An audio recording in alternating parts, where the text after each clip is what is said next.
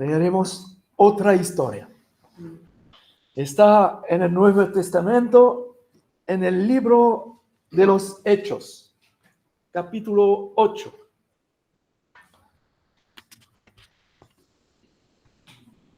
Es la historia de Simón el mago. Comienza en el versículo 9. Y hermano Luis, necesito tu ayuda. Por favor. Hechos 9, ¿qué? 8, 9, 24. 9 al 24. Hecho 8, 9, 24. Gracias. Incluso. Pero había un hombre llamado Simón que antes ejercía la magia en aquella ciudad y había engañado a la gente de Samaria haciéndose pasar por algún grande. A este oían atentamente todos, desde el más pequeño hasta el más grande, diciendo: este es el gran poder de Dios. Le estaban atentos porque con sus artes mágicas les había engañado mucho tiempo. Pero cuando creyeron a Felipe, que anunciaba el evangelio del reino de Dios y el nombre de Jesucristo, se bautizaban hombres y mujeres. También creyó Simón mismo y habiéndose bautizado estaba siempre con Felipe, y viéndolo las señales y grandes milagros que se hacían, estaba atónito. Cuando los apóstoles que estaban en Jerusalén oyeron que Samaria había recibido la palabra de Dios, enviaron allá a Pedro y a Juan, los cuales, habiendo venido, oraron por ellos para que recibieran el Espíritu Santo, porque aún no había descendido sobre ninguno de ellos, sino que solamente habían sido bautizados en el nombre de Jesús. Entonces les imponían las manos y recibían el Espíritu Santo. Cuando vio Simón que por la imposición de las manos de los apóstoles se daba el Espíritu Santo, les ofreció dinero, diciendo: dame también a mí este poder, para que cualquiera a quien yo impusiere las manos reciba el Espíritu Santo. Entonces Pedro le dijo: tu dinero perezca contigo, porque has pensado que el don de Dios se obtiene con dinero. No tienes tu parte ni tu suerte en este asunto, porque tu corazón no es recto delante de Dios. Arrepiéntete pues de esa tu maldad y ruega a Dios, y quizás te sea perdonado el pensamiento de tu corazón, porque en hiel de amargura y en prisión de maldad veo que estás. Respondiendo entonces Simón dijo: rogad vosotros por mí al Señor, para que nada de esto que habéis dicho venga sobre mí. Y ellos, habiendo testificado y hablado las palabras de Dios, se volvieron a Jerusalén, y en muchas poblaciones de los samaritanos anunciaron el evangelio. Está bien. Gracias, hermano. Simón era un hechicero que fascinaba a la gente de Samaria, tanto que decían de él: este es el gran poder de Dios. Se había forjado una reputación espiritual fraudulenta, basada en la magia, es decir, en poderes engañosos, probablemente ocultos. Y la gente era engañada por apariencias de poder, sin discernir el verdadero origen de este poder. Cuando Felipe predicó la buena nueva del reino de Dios y el nombre de Jesucristo, muchos creyeron y fueron bautizados. E incluso Simón fue bautizado como se registra en el versículo 13. Pero muchos cristianos piensan y dicen que su actitud posterior demuestra que su fe no era pura. De hecho, muchos cristianos piensan y dicen que Simón el mago siguió a Felipe no por amor a la verdad, sino por fascinación por los milagros. Como dice el texto en el versículo 13. Estaba asombrado por las señales y grandes prodigios. Pedro y Juan vinieron de Jerusalén y oraron para que los samaritanos recibieran el Espíritu Santo, lo cual se logró mediante la imposición de manos. Los apóstoles observaron que incluso los samaritanos lo recibieron. Está escrito en los versículos 14 y 17.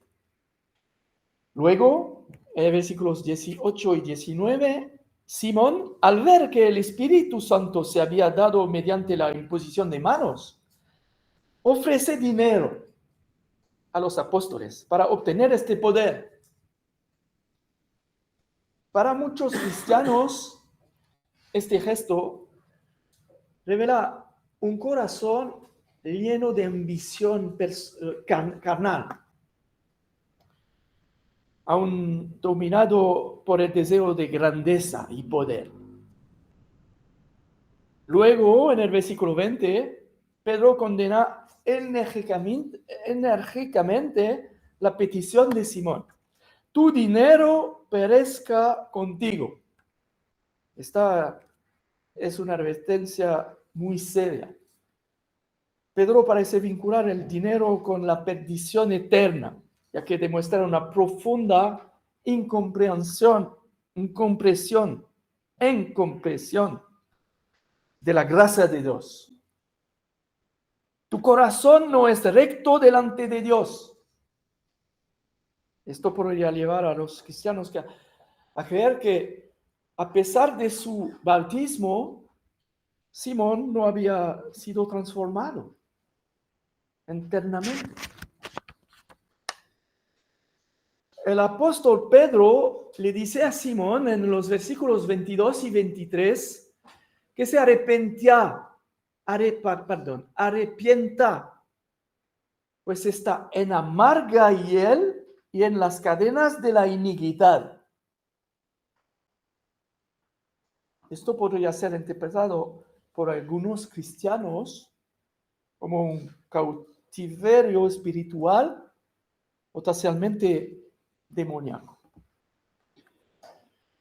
Y vemos claramente que Simón no se arrepiente directamente en el versículo 24, sino que pide a los apóstoles que oren por él, por temor en las consecuencias. Y parece más temeroso del juicio que estar verdaderamente arrepentido. Por lo tanto, no sabemos si realmente se arrepintió después. El texto permanece abierto. Pero no se da aquí ninguna señal clara de una conversión profunda. Al menos este es el pensamiento de un gran número de cristianos hoy en día. En el versículo 13, el texto dice sobre Simón. También creyó Simón mismo y habiéndose bautizado, estaba siempre con Felipe.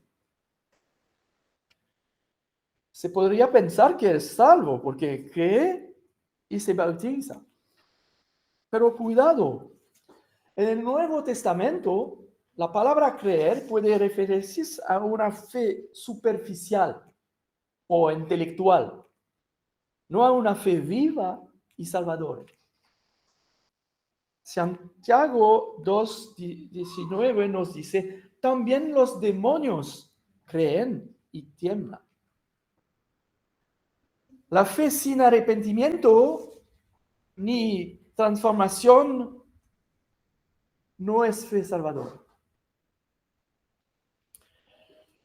Además, el apóstol Pedro le dice a Simón en el versículo 21, tu corazón no es recto delante de Dios. Esto indica claramente que a pesar de su bautismo, Simón no estaba bien ante Dios en ese momento. El corazón en las Escrituras se refiere al centro moral y espiritual del hombre. Su fe no se basaba en el amor a la verdad, sino en el asombro ante su poder. Pedro le dice a Simón en el versículo 23, porque en hiel de amargura y en prisión de maldad veo que estás. Esta expresión es muy poderosa. Amarga hiel sugiere una amargura interior y en prisión de maldad significa que está cautivo del pecado y por lo tanto no es libre. Un verdadero creyente es liberado de la esclavitud, del pecado, como dice Romanos 6:7. Además, Simón no manifiesta arrepentimiento personal en el versículo 24. Dice, rogad vosotros por mí al Señor. No ora a Dios, ni confiesa su pecado. Pide a los apóstoles que lo hagan por él, por temor al juicio anunciado. Esto refleja más un temor a las consecuencias que una tristeza piadosa, como se menciona en 2 Corintios 7:10. Así pues, al leer las Escrituras y estos argumentos citados, muchos cristianos creen que Simón no es salvo en este punto. Hizo una profesión de la fe externa, seguida del bautismo, pero su corazón permaneció sin regenerar. Y las palabras de Pedro muestran que Dios aún no lo había perdonado ni liberado. No parece haber rastro alguno de arrepentimiento genuino en el texto. ¿Se arrepintió Simón después? La Biblia no profundiza en su historia. Deja un silencio deliberado. Y personalmente creo que este silencio tiene como objetivo hacernos reflexionar. Yo mismo he reflexionado mucho sobre esto. Compartiré mis reflexiones con ustedes. Podríamos pensar que el discernimiento del apóstol Pedro en esta historia es esencial para proteger a la iglesia de influencias corruptoras. Pero todos los cristianos que ven las cosas de esta manera tienen a considerarse un apóstol inspirado o incluso Dios mismo. Cuando estuve en Francia, planteé este tema en una reunión y pregunté a los ancianos su opinión sobre Simón el Mago. Y todos, sin excepción, dijeron que no era salvo.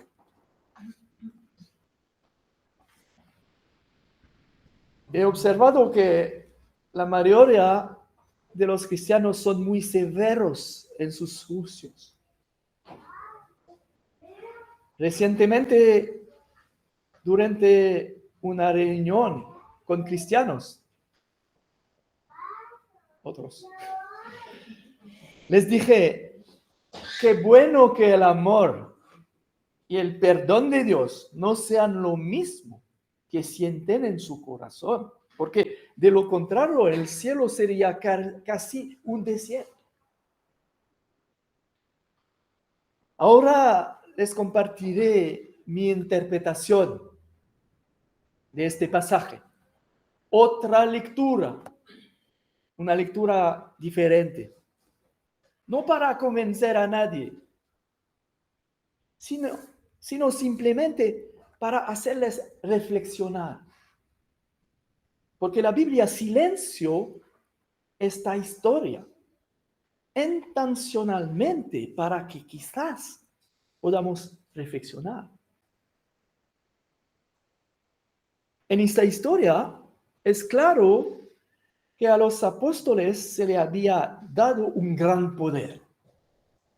Y Simón vio el gran poder de Dios que poseía Pedro y quiso tener el mismo poder, hacer lo mismo que Pedro.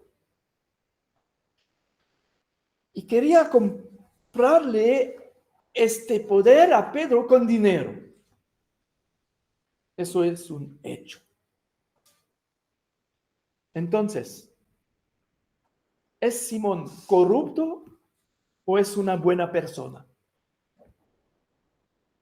¿Es salvo o está perdido? ¿Ha nacido de nuevo? ¿Pertenece al cuerpo de Cristo? Les voy a hacer una pregunta muy simple. Cuando alguien dice algo estúpido y se le señalas, ¿cómo suele reaccionar? ¿Lo toma a mal? ¿Se enfada? ¿Admiten que se equivocan? Pueden pasar, pero es muy raro, ¿verdad? Pedro reprende duramente a Simón, como leemos en el versículo 20. Tu dinero perezca contigo, porque has pensado que el don de Dios se obtiene con dinero. No tienes tu parte ni suerte en este asunto, porque tu corazón no es recto delante de Dios. Arrepiéntete, pues, de esta tu maldad y ruega a Dios, si quizá te sea perdonado el pensamiento de tu corazón, porque en hiel de amargura y en prisión de maldad veo que estás. ¿Y qué dije? ¿Y qué dijo Simón? Quiero que oren por mí para que nada de esto me suceda. De hecho, se arrepintió. Cuando Pedro le habló, se dio cuenta de su insensatez, de su error, de que no debería haber ofrecido dinero por esto, y se arrepintió de inmediato. Esto da una clara indicación del estado de su corazón en ese preciso momento. Además, Simón no intentaba comprar algo malo, quería adquirir algo bueno, pero lo estaba adquiriendo de forma incorrecta. No intentaba dañar ni abusar del don espiritual. Quería imponer las manos e impartir el Espíritu Santo, que es una buena obra en sí misma. Solo se equivocó en la forma de acceder a él.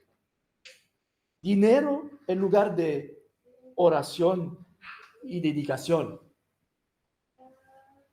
¿Era ignorante? Sí, por supuesto. ¿Era estúpido? Sí, por supuesto. ¿Era pecado comportarse así? Sí, era pecado. pero era mala persona. No, no lo creo. Cometió un error. Y en cuanto fue corregido, respondió bien y se humilló. Admitió su error. ¿Se enojó cuando Pedro lo reprendió? No. ¿Lo interpretó mal? No. ¿Qué hizo? Pidió oración. Está escrito en el versículo 24. ¿No es eso una señal de humildad? La reacción de un hombre corregido revela su corazón. La Biblia dice en el versículo 13, también creyó Simón mismo y habiéndose bautizado, estaba siempre con Felipe. Nunca se apartó de Felipe. Estuvo con él todo el tiempo. Entonces, ¿debería creer lo que piensan los cristianos o creer lo que dice la Biblia? Simón es un creyente genuino, pero un creyente inmaduro. Ya sabes, solo que porque vengas al Señor un día, no significa que te vuelvas perfecto de la noche a la mañana. Hay muchos parámetros que entran en juego. Y aunque seas salvo, puedes hacer cosas que no agradan al Señor. Cosas que estás acostumbrado a hacer sin siquiera saberlo.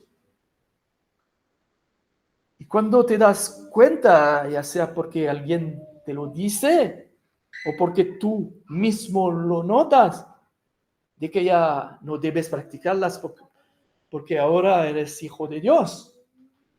Corriges tu comportamiento. Esto se llama santificación. Es una transformación progresiva de la vida cristiana. Las escrituras nunca dicen explícitamente que Simón estaba perdido. Pedro lo reprende severamente, sí, pero no dice que Simón sea un falso creyente ni un impostor. Más bien lo llama a arrepentirse y a orar a Dios, como está escrito en el versículo 22. En otras palabras, hay una puerta abierta al perdón, lo cual no tendría sentido si Simón fuera un falso creyente desenmascarado.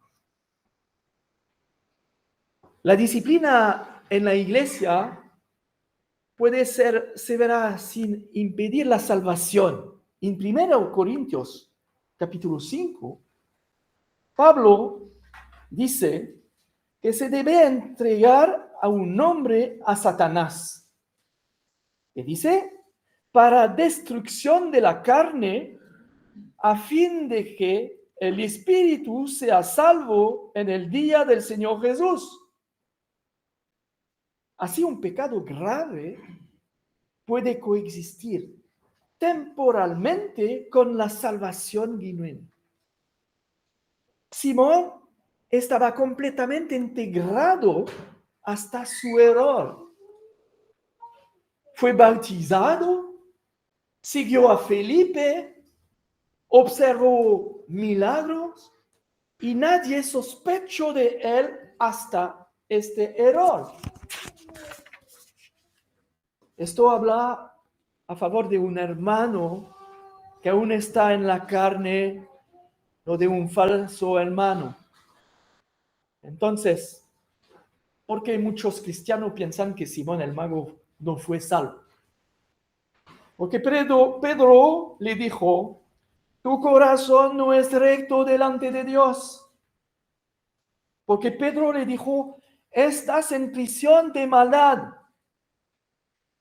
Pero un creyente puede caer, errar, pecar gravemente y aún así ser corregido y restaurado.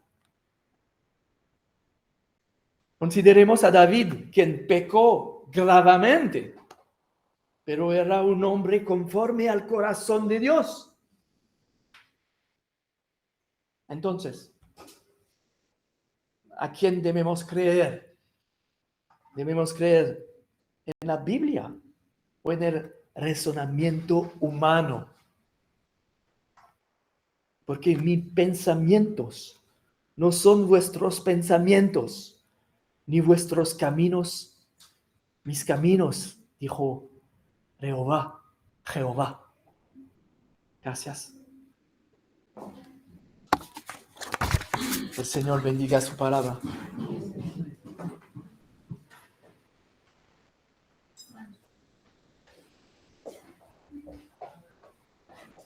Vamos a orar para terminar.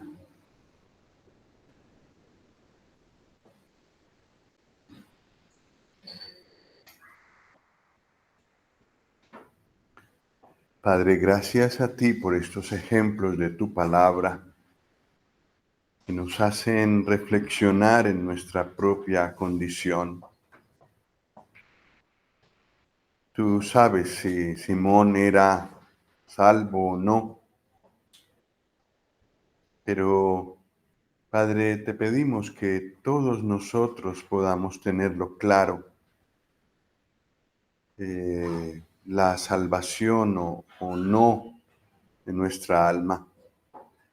Pedimos que sigas obrando en nuestro corazón, santificándolo, porque es verdad que muchas veces siendo creyentes también cometemos errores serios.